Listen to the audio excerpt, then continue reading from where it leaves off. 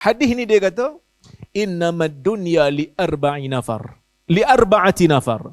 Sesungguhnya dunia ini ada 4 kategori manusia, Nabi kata. Rajulun razaqahullahu malan wa ilma.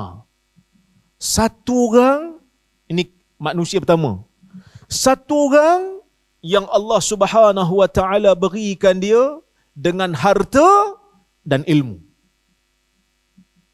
Fahuwa yattaqillaha fi, dan dia bertakwa kepada Allah ketika menguruskan hartanya. Wa yasilu fihi rahimah wa ya'lamu lillahi fihi haqqa fahuwa bi afdalil manazil. Nabi kata, satu jenis manusia ni Allah Azza wa Jalla berikan ilmu, berikan harta kat dia. Dia buat apa dengan ilmu dan harta yang dia ada? Wa yattaqillaha fi, dia bertakwa kepada Allah pada hartanya itu. Wa yasilu rahimah, dan dia menghubungkan hubungan silaturahim. Dan dia mengetahui pada hartanya itu bagi Allah ada hak. Maksudnya dia menjaga hak Allah pada apa yang Allah Ta'ala beri pada dia. Kerana manusia ni tuan-tuan, kebiasaannya lah. Manusia ni kebiasaannya apa? Manusia ni kebiasaannya jadi jahat, jadi sombong, jadi takabur, sebab Allah Ta'ala bagi dia nikmat lebih. Jadi zalim sebab Allah Ta'ala bagi dia nikmat lebih lah. Sebab itu bila kita tengok musuh-musuh Nabi ni, kebanyakannya orang yang ada kuasa. Musuh-musuh Nabi ni kebanyakannya orang yang kaya-kaya, yang kaya raya. Bukan saya nak kata orang kaya jahat tak. Tapi Nabi nak sebut, ada orang yang Allah Ta'ala bagi kat dia harta, Allah Ta'ala bagi kat dia ilmu. Dia boleh bertakwa. Kerana ilmu yang jaga harta tu. Kerana kalau tak ada ilmu, dia akan jadi sombong. Dia akan jadi takabur. Dia akan jadi zalim. Bahkan dia mengaku Tuhan. Tuan-tuan tengok Firaun. Bina-binaan yang sangat dahsyat. Piramid hari ni macam-macam teori. Macam mana Firaun bina piramid tu? Sebab ada orang nak buat sama binaan macam tu, tak boleh. Dia tak stabil kan? Mengaku Tuhan. Dahsyat kezaliman yang Firaun buat. Sebab apa? Sebab dia kuasa, dia ada harta. Tapi dia ada ilmu tak? Dia tak ada ilmu. Dia ada ilmu lah, ilmu teknologi. Tapi ilmu yang kita maksud kat sini adalah, yang Nabi SAW maksud kat sini, ilmu yang membawa takwa. Sebab nanti ada orang kata, ilmu yang Nabi sebut dalam hadis tu ilmu umum Ustaz. Tak, bukan ilmu secara umum. Sebab Nabi sebut dilepas pada tu. Wa yattaqillah. Dia bertakwa kepada Allah dengan ilmu yang Allah Ta'ala bagi kat dia. Ilmu apa yang jadikan orang bertakwa? Ilmu syar'i. Ilmu syar'i. Jadi, nak jadikan diri kita mukmin yang sebenar, nak mendapatkan syurga, tak ada jalan lain, tuan-tuan. Mesti tingkatkan ilmu sebelum nak tingkatkan amal. Sebab apa? Tadi Imam Sa'ad sebut, dengan ilmu tu kita boleh beramal dengan amalan yang benar. Kalau ilmu tak ada, kadang-kadang kita pun tak perasan amal yang kita buat selama ni tak sah. Kadang-kadang kita pun tak perasan benda yang kita buat selama ni tak disuruh pun oleh Nabi sallallahu alaihi wasallam. Kan? Kalau ikut kepala otak kita, tuan-tuan, orang ambil wuduk 5 kali. Dia ambil wuduk 5 kali. Dia kentut sekali. Berapa wuduk tinggal? Dia ambil wuduk 5 kali. Lepas tu dia kentut sekali. Dia kentut betul lah, bukan kentut adizi. Kentut betul. Dia kentut kosong. Dia kentut sekali. Oh, tadi ambil wuduk 5 kali. Kira tinggal 4 lah. Boleh pergi sembahyang ni. Betul ke? Tak. Itu akal. Bahkan kalau akal fikir, lepas ambil wuduk, pergi kentut. Basuh punggung ke basuh muka? Nak ambil wuduk balik. Basuh muka lah kan? Basuh muka, basuh tangan. Yang kentut punggung ke muka? Kenapa kentut punggung, muka yang kena basuh? Inilah ilmu. Melangkaui. Ilmu syar'i sebahagiannya melangkaui pemikiran akal. Kerana dalam bab ibadat, Tuhan bukan suruh kita fikir semata-mata. Tuhan suruh kita tunduk. Sebab tu dalam takbir salat, salat tidak akan bermula dengan melainkan dengan Allahu Akbar. Allah Maha Besar. Kalau kita tak ucap Allahu Akbar, tak masuk kita dalam salat. Kenapa kita sebut Allahu Akbar? Pernah fikir tak? Kenapa bila salat kena sebut Allahu Akbar? Sedangkan sifat Allah yang lain ada lagi. Sebutlah Allahu Qadir ke, Allahu Azim ke, Allahu A'zam ke. Tapi sebut Allahu Akbar. Kenapa? Kerana Allahu Akbar bermaksud Allah itu maha besar. Arahan Allah Ta'ala itu maha besar. Walaupun kita tak faham kenapa kita kena salat, tapi kita buat. Sebab aku nak jadi hamba yang taat. Hamba yang taat ni, apa je Tuhan dia suruh, dia buat. Tuan-tuan mungkin ada maid kat rumah, orang gaji. Bagi gaji kat dia. Okey, kita balik pada isu kita tadi. Tuan-tuan ada maid kat rumah, ada orang gaji. Bayar gaji kat dia. Kita nak dia taat daripada kita. Esok, Hamasya, orang boleh makan apa? Laksa. Tuan-tuan masak laksa. Dia tanya, kenapa tuan nak makan laksa? Pasal apa nak makan laksa? Tolong bagi saya 5 sebab nak makan laksa. Tuan-tuan, esok kena pecat terus ya. Aku bayar gaji hang. Hang masaklah apa yang aku suruh. Bukan hang nak balah dengan aku pula.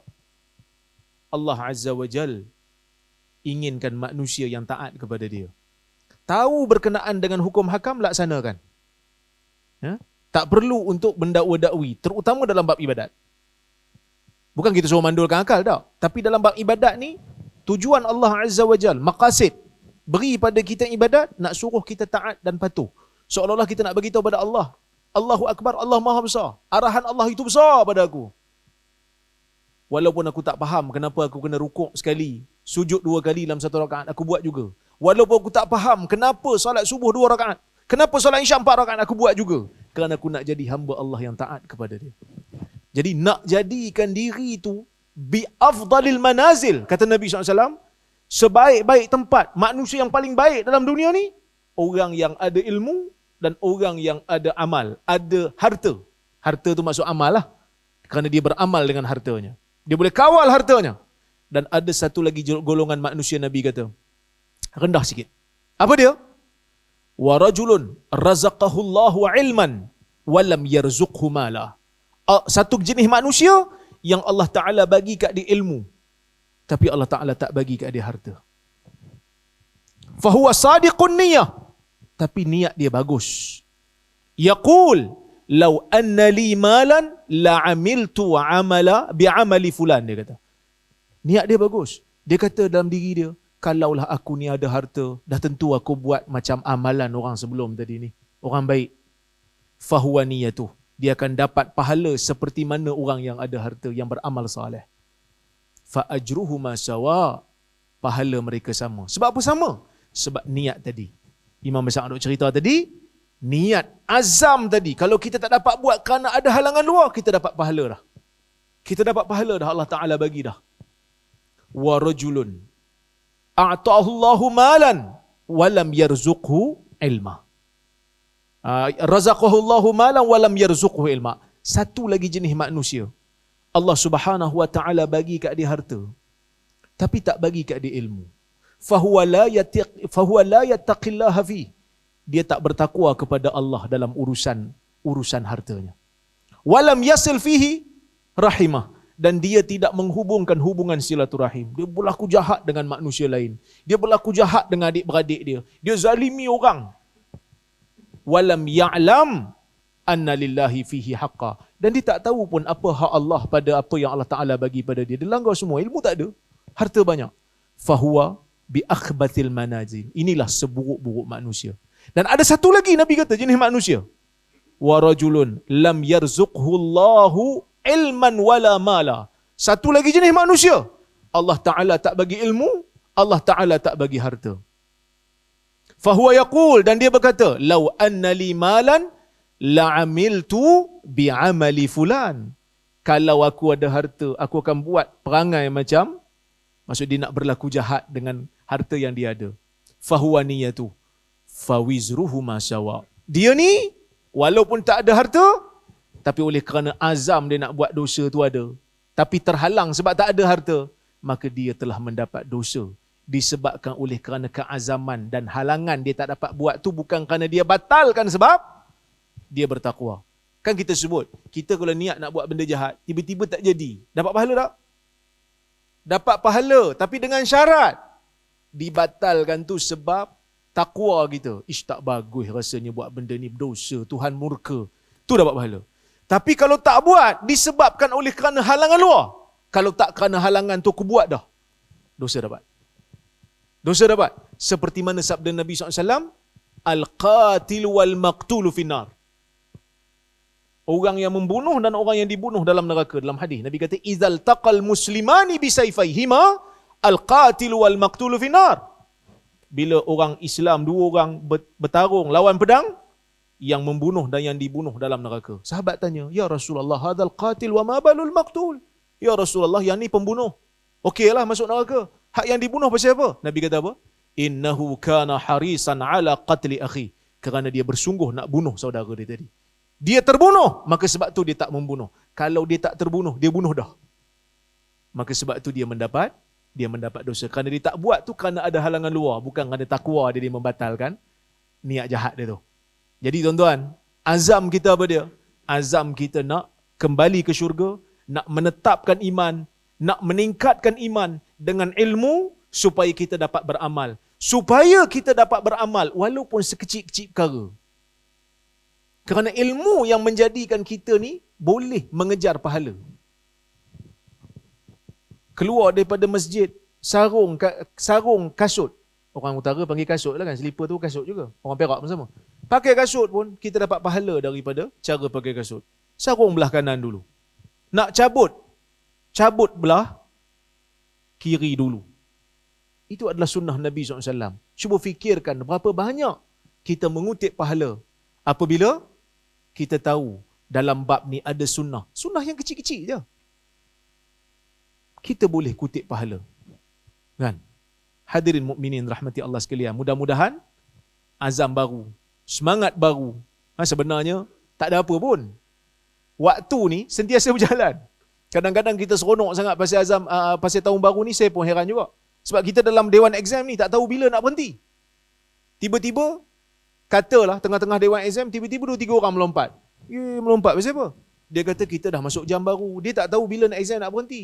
Tak ke penin pengawas yang menjaga exam tu? Penin lah dia, pasal apa hang seronok sangat ni? Jawablah dulu. Yang seronok betul-betul ini bila? Bila mana kita bertemu Allah Azza wa Jalla dengan membawa kejayaan. Wallahu ta'ala alam bisawab.